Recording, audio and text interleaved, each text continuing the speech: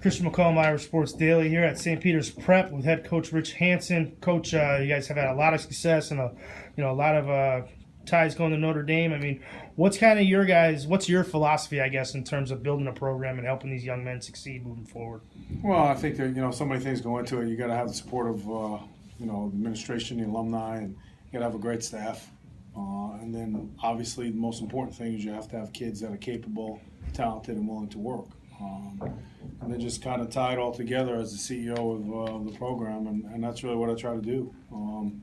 We have great kids. They're in a structured environment all day. They want to work hard because they want to get to a great, ending, and that ending for us is getting them off to a great school. All right, and one of those guys that you sent off to a great school is Hansen-Wimbush. He's going to take over at quarterback at Notre Dame next year. I mean, what did you see from Brandon during his time here that allowed you to realize he had the potential to do those kind of things in the future? I smile when you mention his name because he's just such a winner. You can spend 5 minutes with a kid and kind of get to know what he's about.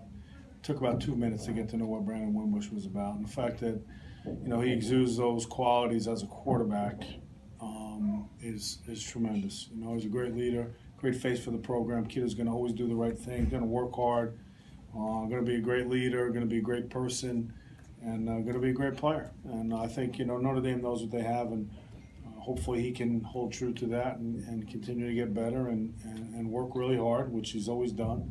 And I'm sure he'll have great success. I'm sure it must have been tough for him to sit and kind of wait his time. I'm sure he was itching, but do you think he'll be better for that, or he'll be better now than he would have been if he got into it earlier? Yeah, I don't think there's any question. I think he was a good soldier during his wait. He deserved to wait. He earned the wait. And, those guys are great players and did great things. And I think he learned from each one of those kids, those players. And I think he's grateful for that. And I think knowing him and speaking to him, being around him and understanding, what he's done over the last 2 years there in terms of being a student of the game and understanding the culture, he's going to parlay all that into working for him now and being a great quarterback and leader for him. You talked about his leadership and his character and stuff, but what are his physical tools that really allow him to really flourish? Well, he can make every throw. I mean, he's got a golden arm, man. He can make every throw. He can extend plays.